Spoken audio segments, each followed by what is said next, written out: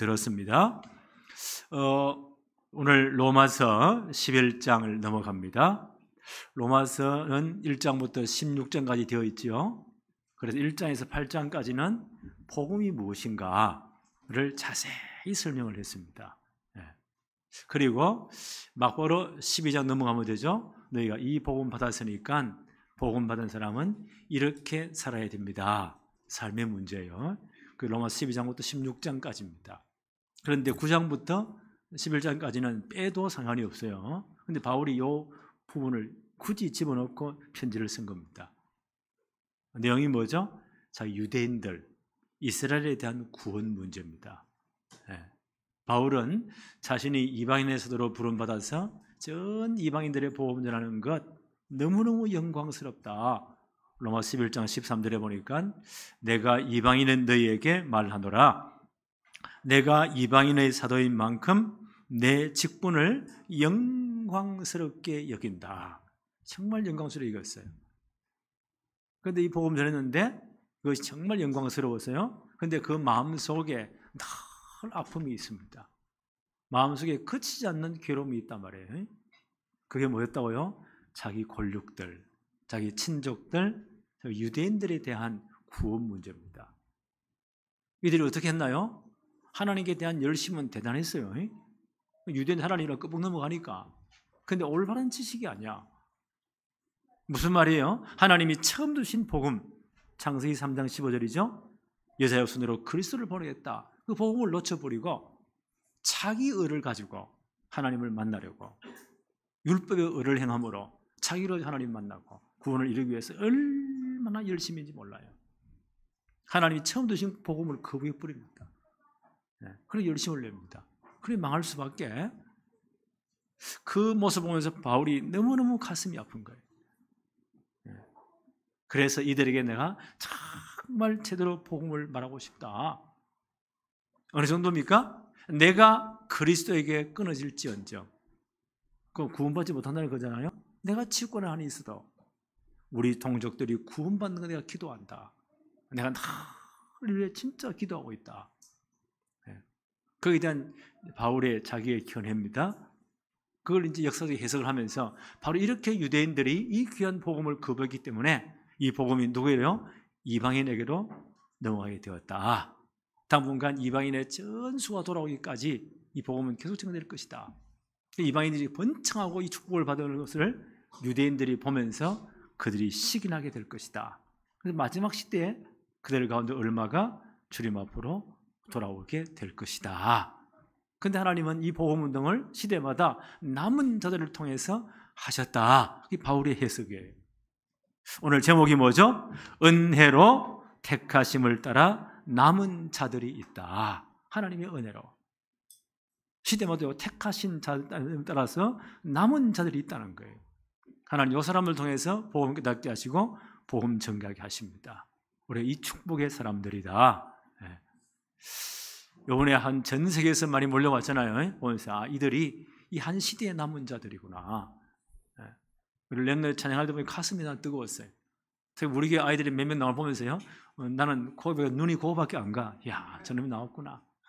김민우가 입을 얼마나 크게 벌리는지. 저 때는 성령 충만하네.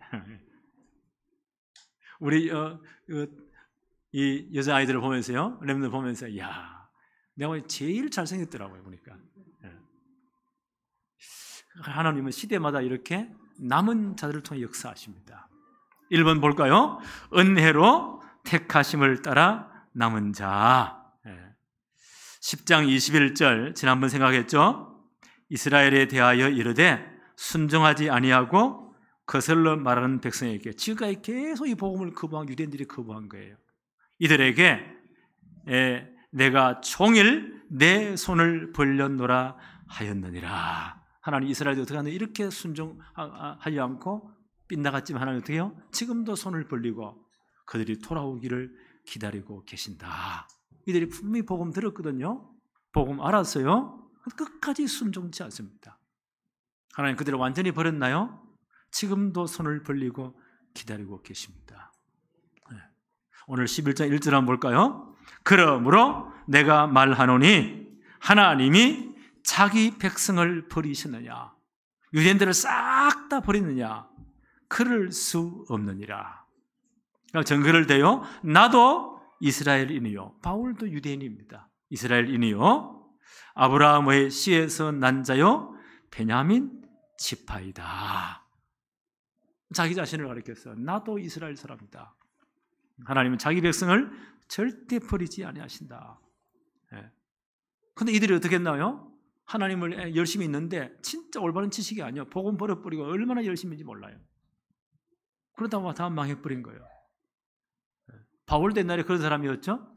사도행전 9장 1절로 22절 바울이 회심한 사건이에요. 이 양반이 보세요. 그 아버지를 잘 만난 거예요. 그러니까 그 당시 로마 시민권을 소유한 것은 굉장한 영광입니다.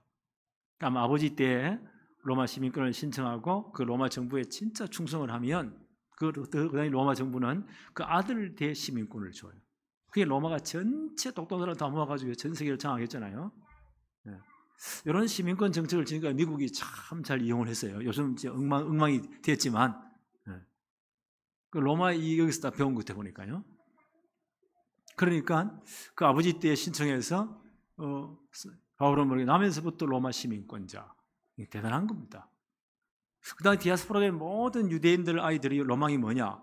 성인식 마치고 예루살렘 유학 가서 최고의 랍비 밑에서 율법을 공부해서 바리새인 길을 가는 것.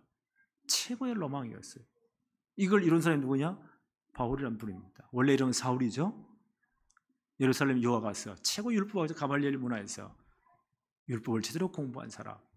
대단히 똑똑한 사람입니다. 어릴 때부터 자기 회당에서는요 히브리 성경을 통째로 외워버린 사람.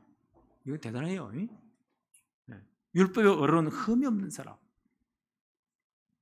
그 유학을 마치고 예수님 공생애가 일어난 그 기간 동안에 이 양반은 예루살렘 있지 않고 자기 고향 길리기아 다소에 와 있었어요. 예수님의 공생애 십자가 부활 사건이 다 끝난 다음 그 갈릴리 사람들이 예루살렘 왔어요. 예수는 그리스도 모든 해결자 복음이 막 역사에 일어난 그 순간 이 양반이 다시 예루살렘 돌아와 본 거예요. 그러니까 자기 눈에는 예수님들이 정말 가찮게 보였습니다. 아니 저 촌놈들이 베드로 사도가 무슨 폼이나 있겠어요? 평생 갈릴리 바다에서 어부지한 사람인데 무슨 폼이 나겠습니까? 밀짚모자 하나 쓰고 그 갈릴리 사투리로 예수는 그리스도 모든 해결자 보니까 기가 찬 거예요. 아이고 저 인간들이 저것들 때문에 하나님의 이름이 쪽팔린다는 거예요.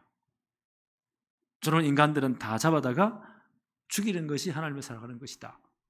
이래가지고는요 살린 공회 정식 체포영장 받아가지고 예루살렘 전체 가고 방문해서 예수애들을 싹 다 잡아다가 옥에 쳐넣는 앞장선 인물이 바로 사울이라는 청년이었습니다. 저 시리아 지역 다메섹입니다. 그 회당에도 예수애들이 있다. 이 소문을 들은 거예요. 바울이 가만히 있겠어요? 열심히 특심인 사람인데 체포영장 받아서 군병들을 앞세워서 말 타고 달려가고 있으면 다 죽인다고 지금. 이걸 누가 막겠어요? 이런 사람은 누가 막겠어요? 이때 하나님 직접 역사해야 됩니다. 그 다메섹 가는 길에 부활하신 주님이 직접 나타나신 거예요. 그 부활의 영광으로. 그 영광이 햇빛보다 더 찬란하잖아요. 그 앞에 그 보는 순간요, 아예 눈이 멀어버린 거예요. 그대로 말해서 떨어집니다. 거부할 수 없는 음성이 들려오는 거예요. 사울아, 사울아, 너가 왜 나를 핍박하느냐? 그 압도적인 음성 앞에요, 완전 무릎 꿇고 뭐라고 말합니까? 주님 누구십니까? 나는 네가 그렇게 미워하고 핍박하는 예수니라. 나는 십자가에 처형되었고 완전히 죽었고 무덤에 장사지내마 되었고 사흘 만에 부활했느니라. 구약성에 전체 예언된 바로 그 메시아 그리스도니라. 이 한마디에 보세요. 바울의 모든 어문이 다 뚫려버린 겁니다. 아, 이분이 구약성경 전체에서 예언된 바로 그리스도 메시아시구나. 그 앞에 완전 무릎을 꿇은 거예요. 그리고 사람들에게 이끌려서 이제 눈이 멀으니까 직결한 거리에 그게 한 집에 가서 머물고 있습니다. 이때 하나님은요, 주님께서는 다메섹 아나니아라는 제자에게 말씀하시죠. 내가 그놈을 완전 손봐놨다. 반죽여놨다. 가서 정확한 복음 다시 설명하고 기도해줘라. 가서 기도하죠. 안수해서 기도합니다. 눈에 비름같이 떨어져요. 다시 이제 시력이 회복됩니다. 그 순간부터 바울이 듣거든요. 예수는 그리스도라 증거하여 많은 유대인들을 다 꺾어버렸다는 거예요.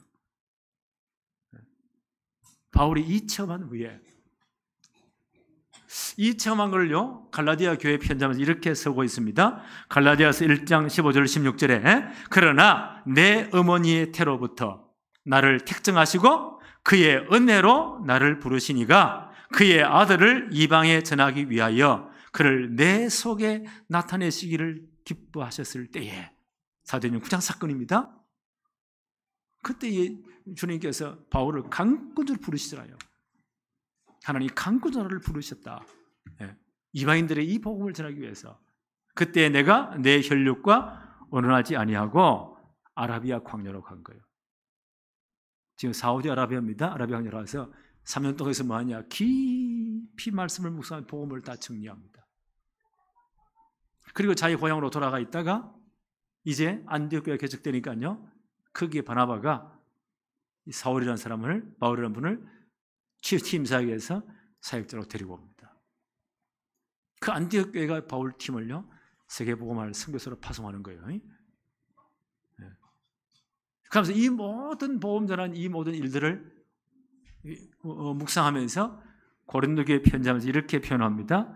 고린전서 16장 10절에 그러나 내가 나 된 것은, 복음 핍박하던 내가 이렇게 이방인 사도가 되어서 복음 전하는 것은, 나 된 것은 하나님의 은혜로 된 것이니. 이게 참 하나님의 은혜였다. 내게 주신 그의 은혜가 헛되지 아니하여 내가 모든 사도보다 더 많이 수고하였으나 내가 한 것이 아니요 오직 나와 함께 하신 하나님의 은혜로 된 것입니다. 정말 복음 깨달은 바울의 고백입니다. 오늘 11장 2절에서 4절 한번 볼까요? 하나님이 미리 아신 자기 백성을 버리지 아니하셨나니 너희가 성경이 엘리야를 가리켜 말한 것을 알지 못하였느냐? 그가 이스라엘을 하나님께 고발하되 주여 그들이 주의 선지자들을 죽였으며 주의 제자들을 헐어버렸고 나만 남았는데 내 목숨도 찾나이다 하니 그에게 하신 대답이 무엇이냐? 내가 나를 위하여 바알에게 무릎을 꿇지 아니한 사람 7,000명을 남겨두었다 하셨으니. 어떤 사건입니까? 바울이 지금 엘리야의 사건을 소개하고 있어요. 열왕기상 16장 29절로 33절 이 사건을 소개합니다. 솔로몬이 죽고 난 다음 나라가 둘러 쪼개지죠. 진짜 제대로 언약 붙잡은 사람 유다 지파, 베냐민 지파는 남쪽에 남고 우리는 하나님의 언약대로 살 거야. 그러나 이 언약을 배신한 사람들은요, 10지파가 전부 다 북쪽으로 다 가버린 겁니다. 북쪽은 사마리아 수도, 남쪽은 예루살렘의 수도. 북쪽에 보세요. 이 하나님의 언약을 버린 사람들의 왕조가 계속 그때도록 바뀝니다. 피해 정권이 막 계속 진행되는 거예요. 그래서 오므리라는 사람이 그때대로 이렇게 왕이 돼요. 그 아들이 아합이 왕입니다. 이스라엘 왕 중에 제일 악한 사람. 20년간 사마리아에서요 통치를 해요. 저 시돈에 있는 엣바알이라는 왕의, 바알 우상 섬기는 시돈 나라 엣바알이라는 왕의 딸 이세벨을 자기 부인으로 데리고 옵니다. 이 양반이 시집 올 때 보세요. 바알 선지자들 모든 악한 것들 다 데리고 와요. 그다음 아세라 신을 섬겼어요. 아세라 신 제사장들을 싹 다 데리고 와요. 얼마나 데리고 오냐? 바알 선지자 450명. 대단하지요? 아세라 선지자 400명. 사마리아에 가고요, 바알 신전을 지어놓고 왕부터 나가가지고 바알에 절을 하고 우상 숭배하고 완전 엉망진창이 된 겁니다. 이때 하나님은 최고의 선자를 보내시는 거예요. 시대가 악해서 하나님은 최고의 선자를 보내십니다. 그분이 엘리야예요. 그래서 갈멜산에 대기를 합니다. 전 백성들은 갈멜산으로 다 모이세요.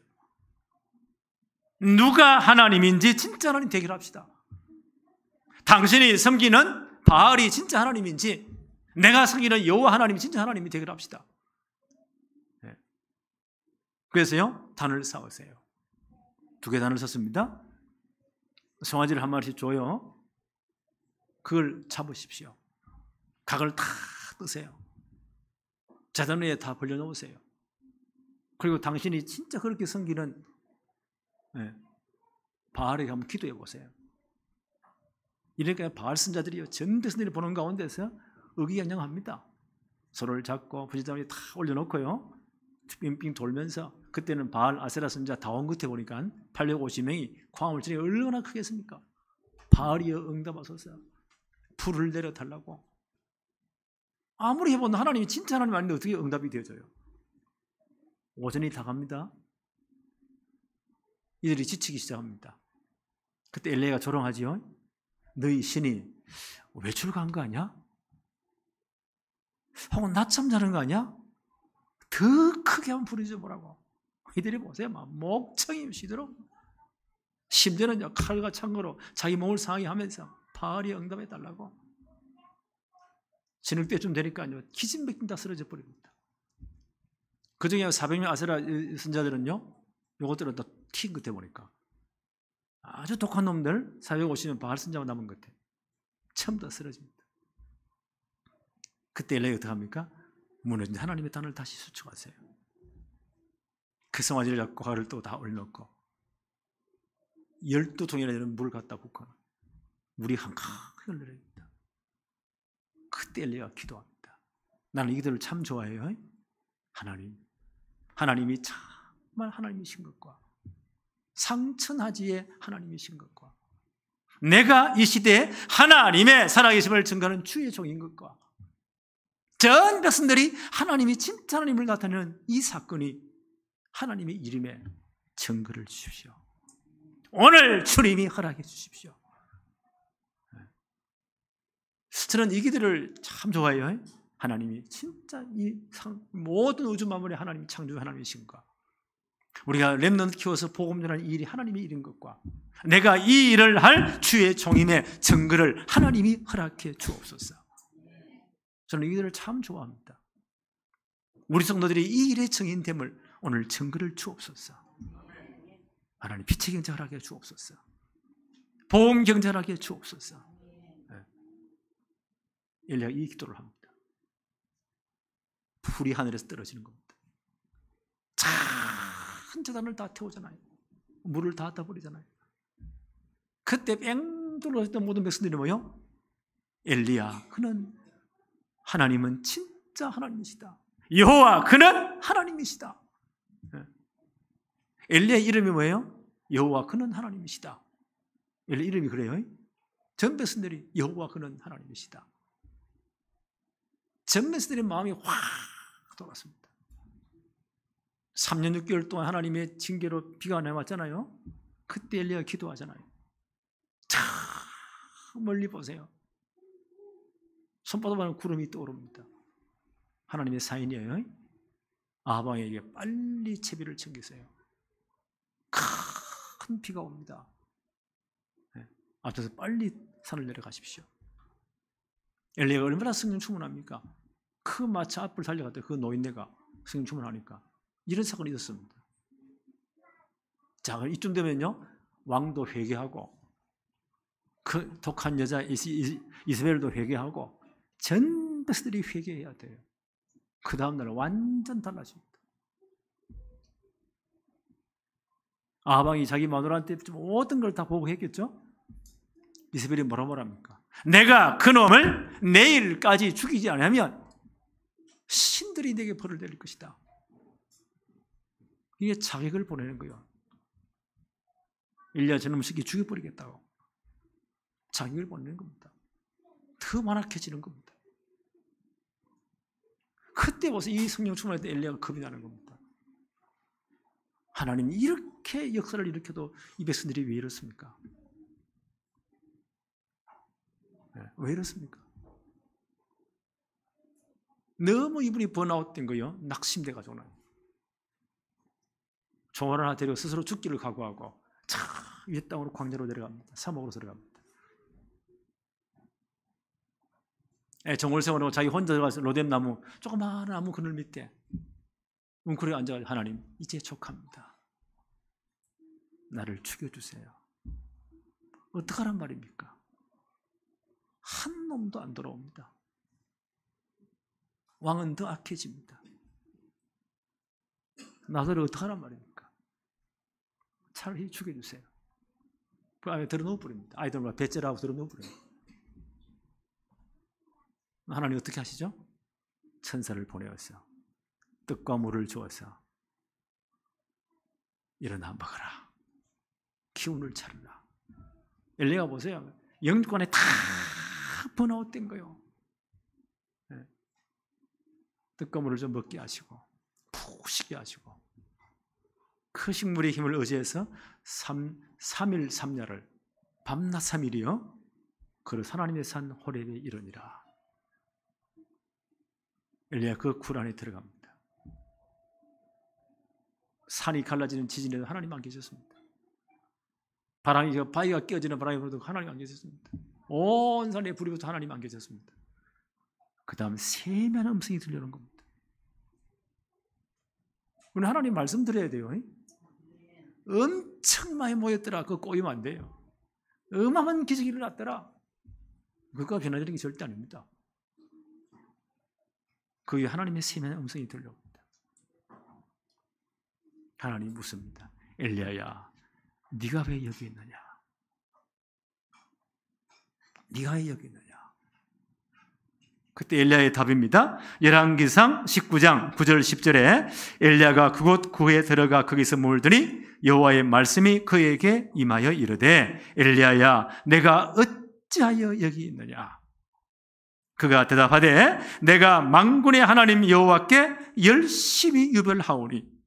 대단한 역사를 일으켰잖아요. 이는 이스라엘 자손이 주의 언약을 버리고 주의 제단을 헐어 칼로 주의 선자들을 죽였음이며 오직 나만 남았거늘 그들이 내 생명을 찾아 빼앗으려 하나이다. 어쩌라 말입니까?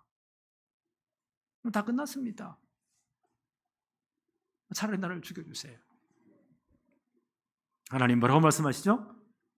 오늘 이 상황을 바울은 뭐래요? 엘리야가 이렇게 하나님께 고발했다는 거예요.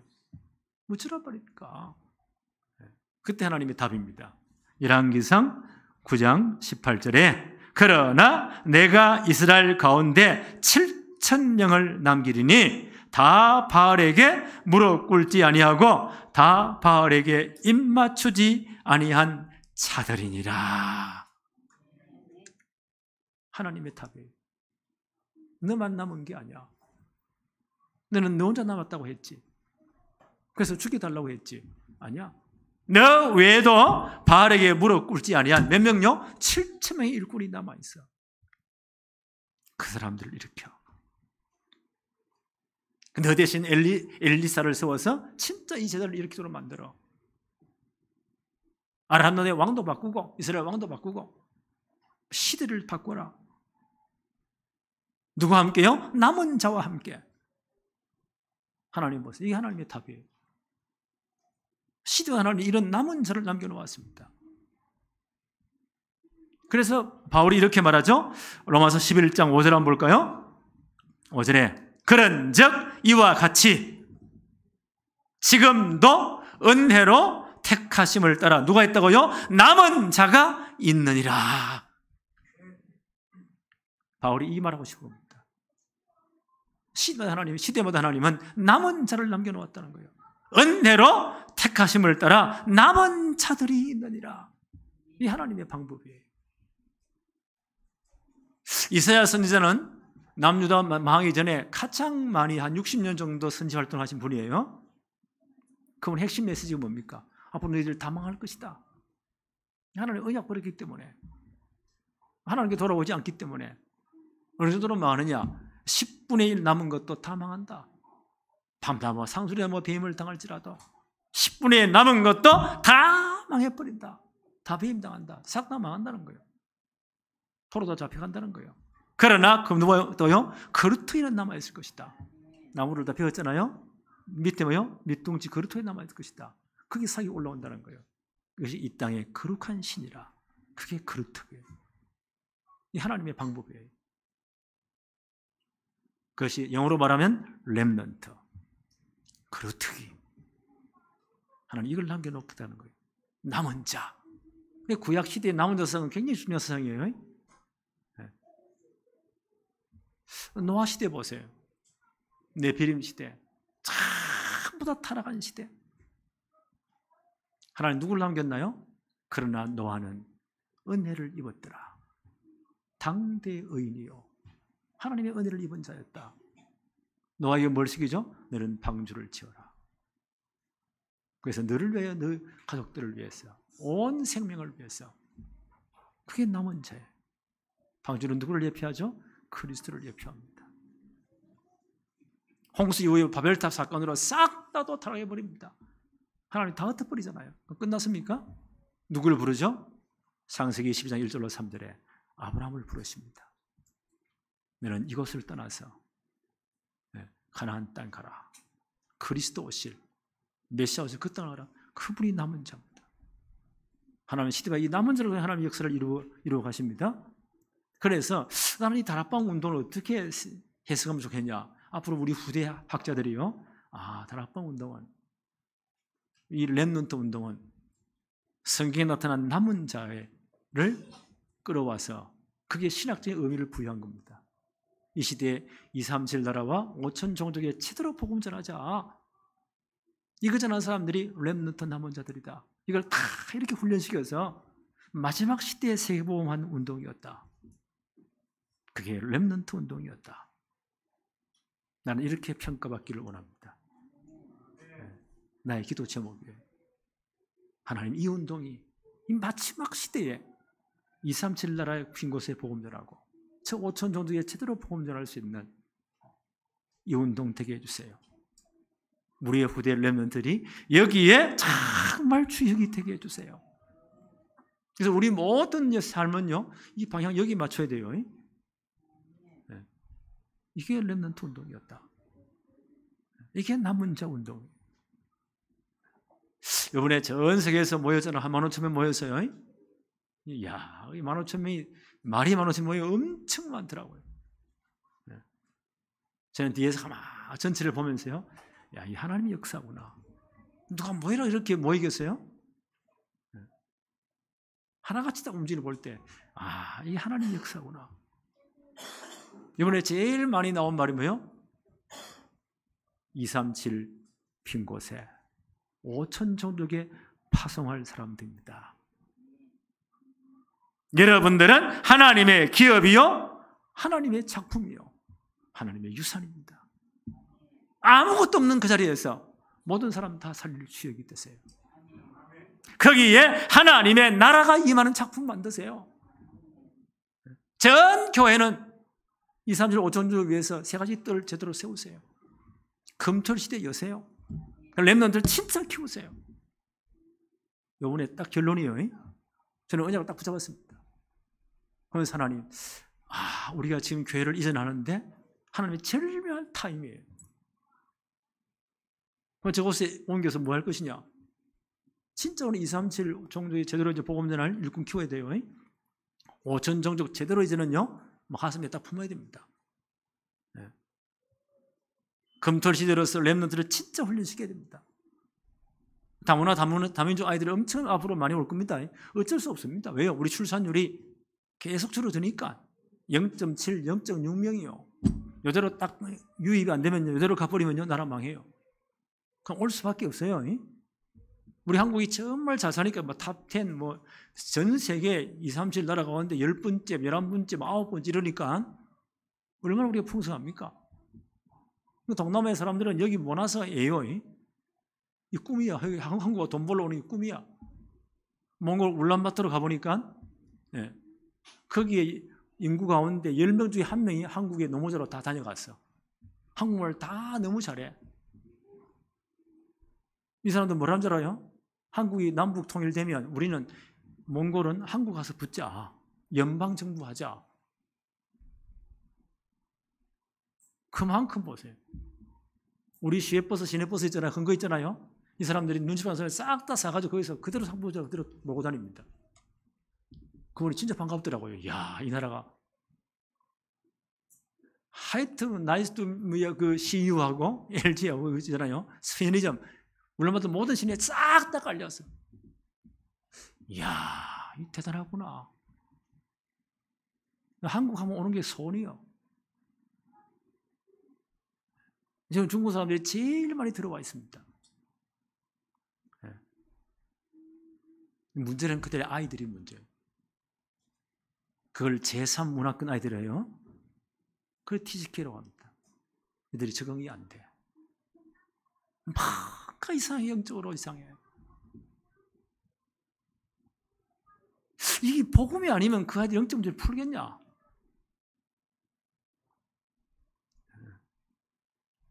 앞으로 심각한 문제가 옵니다. 이들을 진짜 복음으로 치유하자는 거예요. 치유의 뜰이에요. 이를 이방인들을 제대로 복음으로 제대로 치유해 주자는 거예요. 우리를 렘넌트를 최고의 서밋으로 만들자.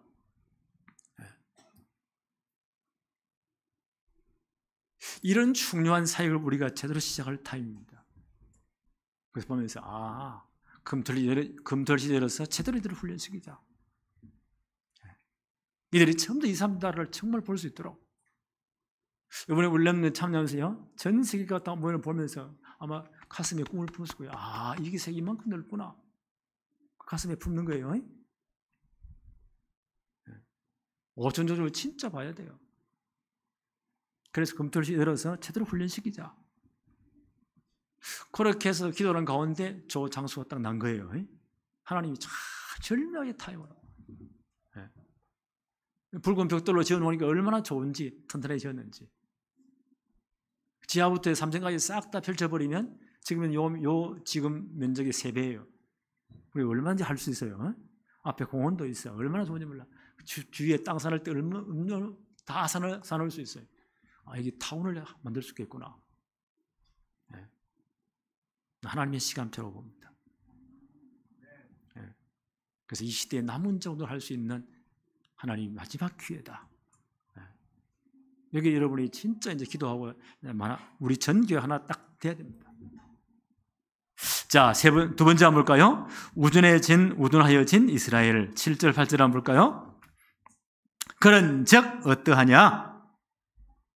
이스라엘이 구하는 그것을 얻지 못하고 오직 택하심을 입은 자가 얻었고 그 나머지는 우둔하여졌느니라. 기록된 바 하나님이 오늘까지 그들에게 혼미한 심령과 보지 못하는 눈과 듣지 못하는 귀를 주셨다 함과 같으니라. 대부분 이스라엘 사람들이 보세요. 이 언약 깨닫지 못하고, 그렇지요? 전부 다 우둔해졌다는 거예요. 무슨 말이에요? 굳은살이 배겨가지고, 굳은살이 배기면 이게요, 다른 데 닿아도 감각이 별로 없잖아요. 마음에 굳은살이 박힌 거예요. 감각이 다 없어진 겁니다. 이게 이스라엘 영적 상태다. 그래 뭐 한다고요? 로마서 10장 2절 3절에 보니까 하나님께 열심은 있지만 정확한 지식이 없는 열심, 자기 의로 구원을 이루는 것, 율법에 의해 빠져가지고 그리스도를 거부해버립니다. 복음을 거부해버립니다. 그리고 망해가는 거예요. 대부분이 다 그렇다는 겁니다. 신명기 29장 4절에 이렇게 말씀합니다. 이 상태가 계속된다는 거예요. 신명기 29장 4절에 그러나 깨닫는 마음과 보는 눈과 듣는 귀는 오늘까지 여호와께서 너에게 주지 않으셨느니라. 복음을 기다리니까 전부 다 우둔해지고 눈이 다 감겼다는 겁니다. 이걸 지금 스데반 집사님이요, 유대인들에게 책망하는 거예요. 사도행전 7장 51절로 53절에 복음 깨닫지 못하는 완강하게 거부하는 유대인들에게 스데반 집사님이 책망합니다.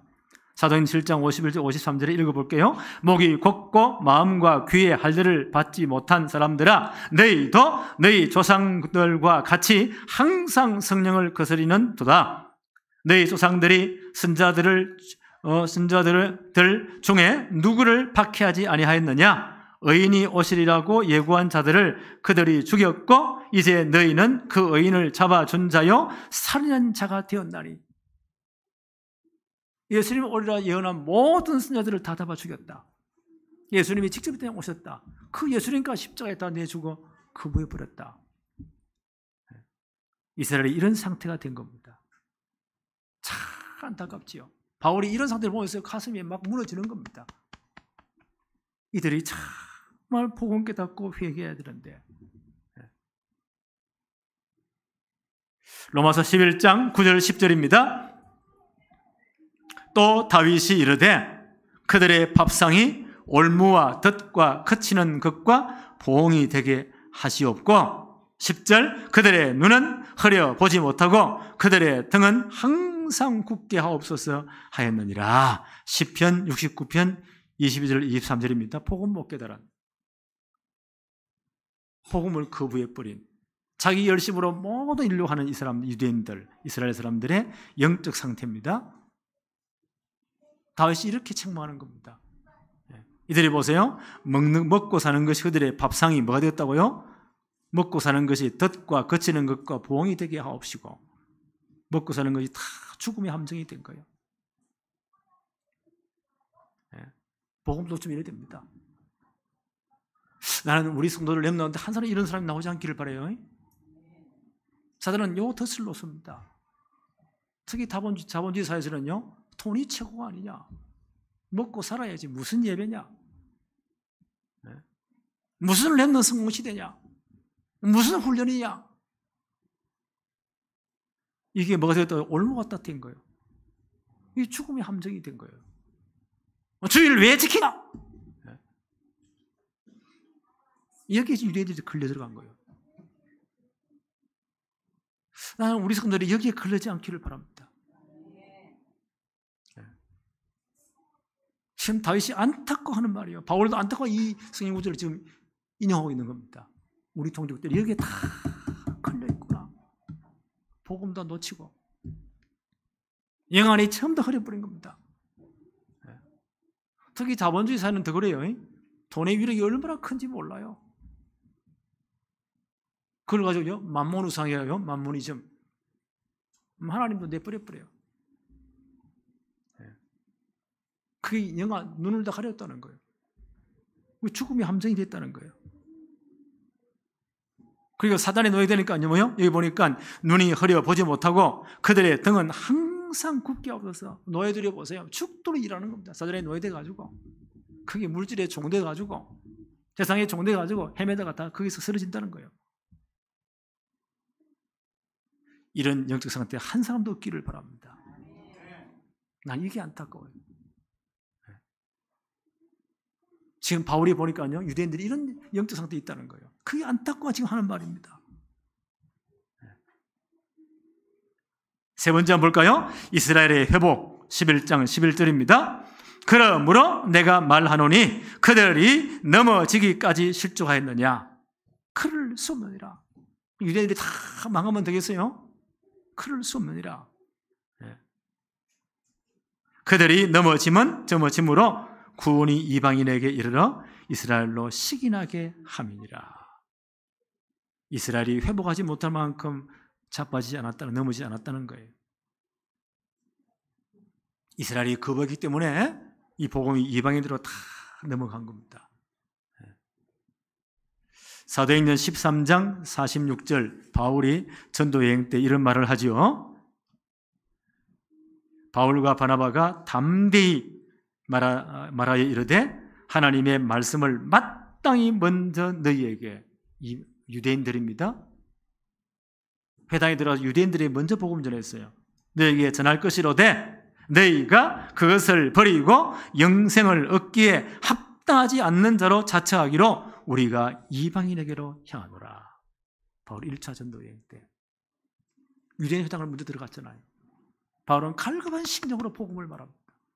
유대인들이 그걸 거부해버립니다. 그게 바울이 안타까운 거예요. 왜? 먹고 살아야 되기 때문에, 돈 벌어야 되기 때문에.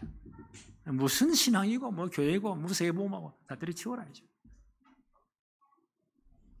그게 그들의 사망의 함정이 된 겁니다. 인간이 다 흐려진 겁니다. 그 사단에 딱 잡혀서 등이 휘어버립니다. 죽도록 고생하다가 죽는 거예요. 바울이 이게 안타까운 겁니다. 너희들이 이 복음을 거부함으로 이제 이방인들에게로 갈 것이다. 사도행전 13장 48절에 이방인들이 듣고 기뻐하여 하나님의 말씀을 찬송하며 영생을 주시기로 작정된 자는 다 믿더라. 바울이 무슨 2차, 3차 전도의 전체 회당을 파고들면 이방인들의 복음이 전거됩니다. 지금도 보세요. 계속 이 복음은 땅끝까지 모든 족속에 전거될 겁니다. 이방인의 모든 자들이요 하나님 작정한 데 다 돌아올 겁니다. 그래서 렘넌트 이렇게 해야 돼요. 2, 3, 7 나라의 빈 곳에 진짜 복음이 전거돼야 되고 5천 종족 빈 곳에 진짜 복음이 전거돼야 돼요. 인도의 선교사님이 제가 이번에 만났어요. 간절히 부탁했습니다. 목사님 꼭 인도 델리 오셔가지고 거기에 중요한 일꾼들이 모여 있으니까 거기 오셔서 제대로 이제 신학교를 세워서 목사님이 전체 강사도 파송하시고 이걸 참 섬겨줘야 됩니다. 인도의 종족이 3,600 종족이 3,500 종족이 넘는데요. 말이 수십 가지래요. 그래 복잡한. 인구는 이제 중국보다 더 많아요. 저것이 딴 것이구나. 그래서 목사님들이 몇 분 모여서요. 우리가 정말 여기에 관심 가지자. 근데 앞으로 이제 이런 중요한 곳을 데리고 가면 직접 가봐야 되겠다. 이번에 대만에서 오신 선교사님 또 만났어요. 태국의 마약 그 생산하는 그곳에 얼마나 험악한지 태국 정부도 못 막는데요. 마약 환자들을 모아놓고요. 단계별로 치료하는 순서가 있더래요. 제일 마지막 코스에 선교사님 들어가서 복음 전해가지고 이 사람들을 마약 퇴치 운동의 일꾼으로 사용하려고 훈련을 시킨대요. 그래서 목사님 꼭 오셔서 현장을 진짜 보셔서 기도해 주세요. 특히 렘넌트 데려와서 현장 좀 보여주세요. 이게 5천 종족이다. 이게 복음의 현실이다. 그래서 앞으로 저곳에 가면요 우리가 전략을 좀 바꿔야 되겠다. 우리 중직자들 중요한 일꾼들을요 렘넌트들 데리고 현장 한번 가봐야 되겠다. 그래야 기도할 거 아니에요.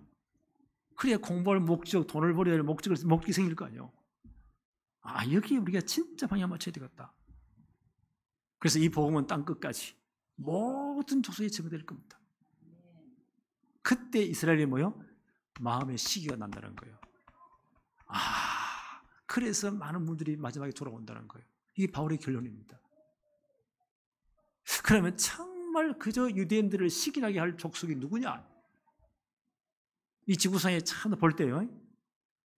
제일 별난 사람은 우리 한국 사람. 이 엄청 별납니다. 외국 가보세요. 떠드는 사람 한국 사람밖에 없고 다른 사람 다 조용해요. 얼마나 시끄러운지. 하여튼 우리가 제일 별나요 보니까. 그래서 하나님 우리 민족을 들었을 것이 아닌가. 이스라엘 민족을 시기나게 할 민족. 우리가 아닌가. 그래서 렘넌트 우리 한국 땅에 이렇게 시킨 거예요. 이런 대집회가 지금 없거든요. 미국, 유럽에 다 죽어버렸어요. 우리 하면 저거 못해. 하나님이 그렇게 하시는구나.